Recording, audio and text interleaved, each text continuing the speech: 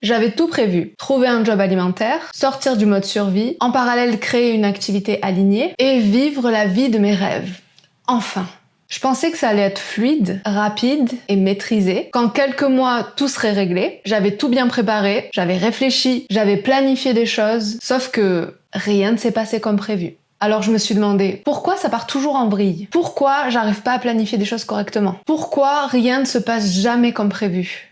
Et si le vrai problème, c'était justement le fait de vouloir tout prévoir? Et si, à force de vouloir forcer la vie à nous suivre, on passait à côté de ce qu'elle essaye vraiment de nous montrer? Dans cette vidéo, je te partage ce que j'ai compris sur ces situations qui nous donnent l'impression de partir dans tous les sens et qui en fait, si tu apprends à les écouter, vont justement te permettre d'aller plus rapidement là où tu veux vraiment aller.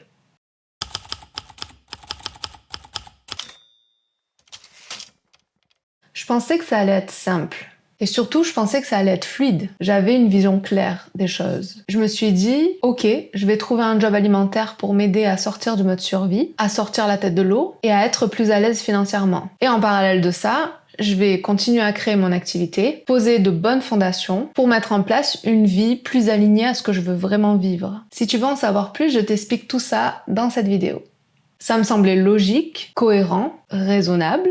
J'avais tout bien aligné dans ma tête.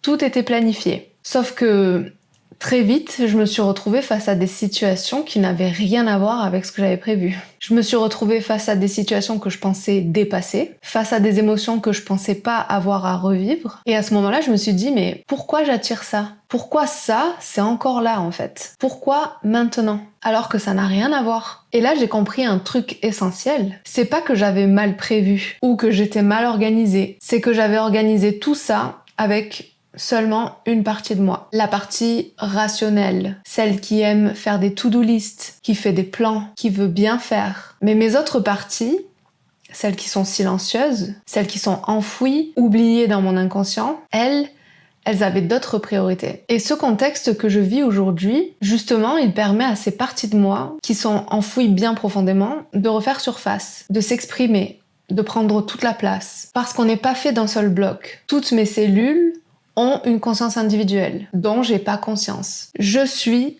un écosystème, une conscience collective à moi toute seule. Et je suis aussi une singularité, moi, Stéphanie, qui est elle-même composée de tous ces écosystèmes. Moi, je visualise ça un peu comme des poupées russes. Et en ce qui concerne notre conscience, on est une constellation de fragments. Notre conscience est fragmentée à cause de nos traumas. Il y a des parties de nous, à un moment donné, qui sont mises de côté volontairement, qu'on a reniées volontairement, pour survivre à notre environnement. Et ces parties qui ont été mises de côté, elles n'ont pas disparu. Elles sont toujours là. Et elles ont des besoins qui n'ont jamais été satisfaits. On a des parties de nous qui ont besoin d'être vues, d'être entendues, qui ont besoin d'être rassurées, d'être aimées. On a des parties de nous qui ont besoin de s'exprimer. Et si les besoins de ces parties sont pas adressés, s'ils ne sont pas satisfaits, eh bien, au bout d'un moment, ces parties vont nous guider, sans qu'on en ait conscience, vers des situations qui vont mettre en lumière ces besoins, qui vont nous révéler ces besoins. Et c'est pour ça que souvent, on a l'impression de faire un retour en arrière. On a l'impression de vivre un énième échec, de répéter les mêmes erreurs, de retomber dans le chaos de la vie, de pas arriver à s'en sortir, quoi. Mais, et si le chaos, c'était justement le vrai chemin?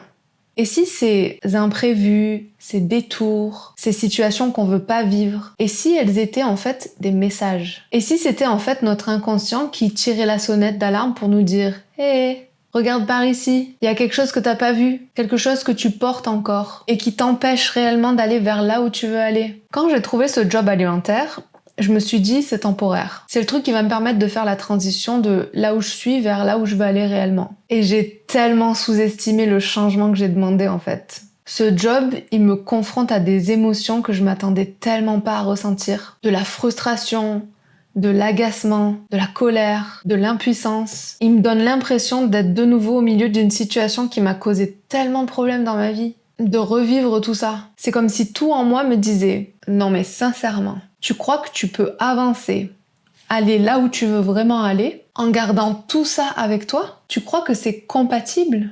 Non, ça l'est clairement pas en fait. Mais en fait, je suis pas en train de vivre une régression. Je vis un rappel. Un rappel de ces parties qui demandent à ce que leurs besoins soient satisfaits, à ce qu'elles soient réintégrées. Et depuis que je suis à l'écoute de ça à l'intérieur de moi, Je commence à percevoir ces situations non plus comme des échecs, mais comme des révélations. Des révélations de mes vrais besoins, de mes vraies limites et de ce que j'ai encore à transformer pour devenir la personne qui peut réellement incarner cette vie que j'ai vraiment envie de vivre.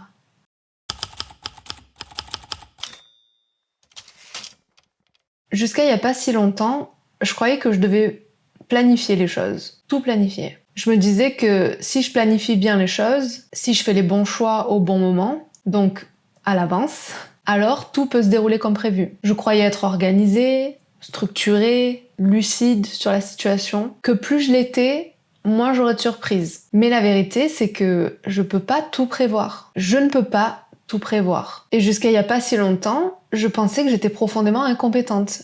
Parce que j'y arrivais pas. J'arrivais pas à créer les bonnes conditions dans ma vie. J'avais l'impression qu'il me manquait quelque chose, que j'avais pas compris quelque chose, que les autres avaient compris. Mais ce que je comprends aujourd'hui, c'est que je suis pas la seule à décider. Je suis composée, je suis fragmentée. Et une grande partie de tout ce que je suis m'échappe encore. Oui, je veux réorganiser ma vie. Oui, je veux être alignée, épanouie. Je veux gagner de l'argent. Je veux voyager. Mais j'ai à l'intérieur de moi un tas de parties différentes qui veulent différentes choses et qui présentement ont des besoins plus ou moins urgents, plus ou moins prioritaires. Et j'ai des parties aussi de moi qui ont peur de ce que je veux et dont le but est justement de me dévier de tout ça parce qu'elles pensent me protéger d'un danger. Et tant que je suis pas en capacité d'être plus consciente de ça, je vais continuer à me retrouver dans des situations que j'ai pas prévues, mais qui sont parfaitement alignées avec d'autres besoins complètement inconscients. Moi, je veux une vie calme, alignée, fluide. Mais si à l'intérieur de moi, j'ai une partie qui voit le calme comme un danger et dont le rôle est de me maintenir dans un état d'hypervigilance permanente, parce qu'elle sait que tout peut vriller à tout moment, si cette partie maintient mon corps en tension pour pouvoir réagir à tout moment, alors ce que je vais vivre, c'est tout sauf une vie calme. Je vais vivre une vie en restant dans cet état de peur permanente, en pensant que tout peut m'arriver à tout moment. Et ça, aucun plan peut l'anticiper. Aucune stratégie peut contourner ça. Parce que la vie, c'est pas linéaire. Par exemple, quand j'ai commencé à travailler au fast-food, je me suis retrouvée du jour au lendemain au milieu d'un environnement extrêmement stressant. En cuisine, avec des gens qui bougent tout le temps, des trucs qui bipent toutes les 3 minutes, des odeurs, la musique à fond, les gens qui se donnent des instructions. Et pendant un moment, j'ai cru que ça allait être un obstacle. J'ai vraiment cru que j'allais pas y arriver. Mais en réalité, cette situation, c'est un miroir. Un miroir qui me montre à quel point mon système est encore saturé, fragile, réactif. Aujourd'hui, j'arrive à savoir quand je suis stressée. J'arrive à savoir quand je suis sous pression. Et c'est grâce à ce boulot. Avant, j'en avais aucune idée. Et ça, c'est une information hyper précieuse pour moi. Parce que si je veux une vie stable, une vie sereine, eh bien, je dois d'abord apprendre à me stabiliser de l'intérieur. Je peux pas juste m'éloigner du chaos. Je dois apprendre à pas le reproduire dans mes réponses, dans mes automatismes, dans mes pensées. Et surtout, je dois apprendre à être au cœur de situations stressantes et à pas stresser. Et j'ai découvert que c'est possible. Qu'on peut être rapide, réactif, attentif, sans être envahi par le stress. Il y a même des moments où tout devient instinctif, joyeux, fluide, comme si mon corps savait exactement quoi faire, sans panique, sans surcharge. Et quand ça m'arrive, je me dis que c'est trop cool et que je veux arriver à cultiver ça dans ma vie et à le vivre plus souvent. Et c'est grâce à ça que j'ai compris que les situations qu'on n'a pas prévues sont souvent les plus justes. Parce qu'elles nous montrent ce qu'on porte encore en nous et qui est en contradiction avec notre but. Et si je refuse de voir ça, si je lutte et que je m'obstine à vouloir absolument revenir à mon plan initial, à mon planning, alors je fais que repousser le travail réel que j'ai à faire. Je repousse ma propre évolution. Et donc quelque part, je me prive de ce que je veux faire réellement. Parce que oui, on peut avoir une vision claire, une intention sincère, mais on peut pas forcer la vie à aller dans un seul sens, alors qu'à l'intérieur, ça part dans tous les sens. Et au fond, c'est pas une mauvaise nouvelle, parce que ça veut dire que cet imprévu, justement, il peut devenir une clé. Ça veut aussi dire que chaque étape peut devenir une opportunité pour se libérer.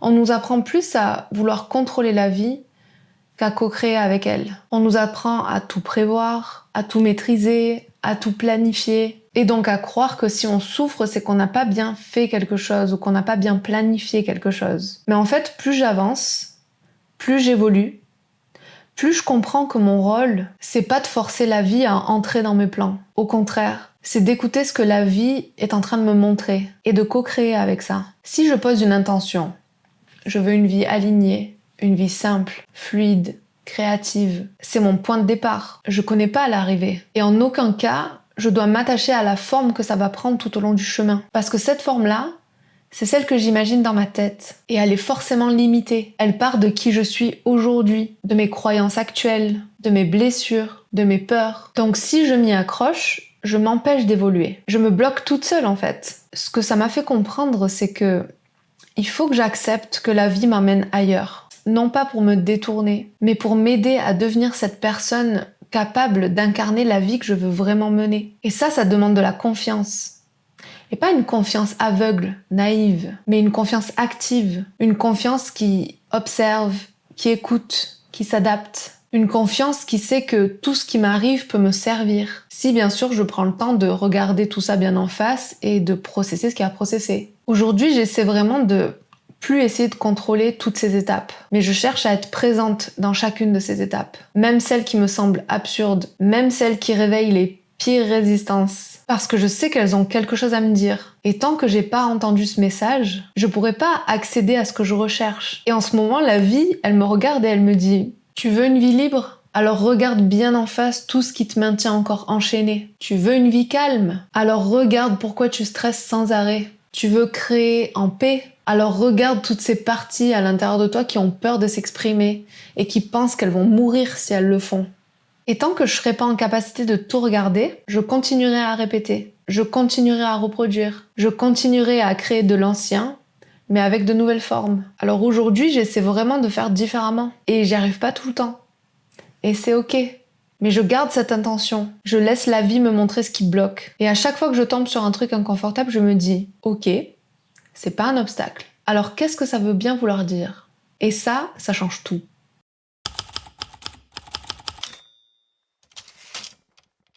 Je sais que ce que je dis, c'est pas simple à entendre. On aimerait que les choses suivent un plan bien précis, on aimerait avancer étape par étape, comme on l'avait imaginé, sans accroc, sans surprise. Mais, et si tout ce qui t'arrive en ce moment, tout ce qui n'est pas prévu, tout ce qui te dérange, qui te ralentit, qui te frustre, était en réalité ce que tu avais besoin d'adresser maintenant. Pas pour te punir, mais pour te réaligner, pour t'inviter à écouter ce que tu refuses encore d'entendre, pour t'inviter à ressentir ce que tu repousses depuis bien trop longtemps déjà. Et si la vie, sous son air chaotique, était en train de réorganiser quelque chose de plus profond en toi? Alors je te pose les questions suivantes. Qu'est-ce que la vie essaie de te montrer, là, maintenant? Quelles sont les parties de toi qui essaient d'attirer ton attention? Qu'est-ce que tu refuses encore de regarder? Tu n'es pas en train d'échouer. Tu es peut-être juste en train d'apprendre à écouter plus profondément. Et si tu laisses de la place à ça, qu'est-ce qui pourrait enfin changer pour de bon?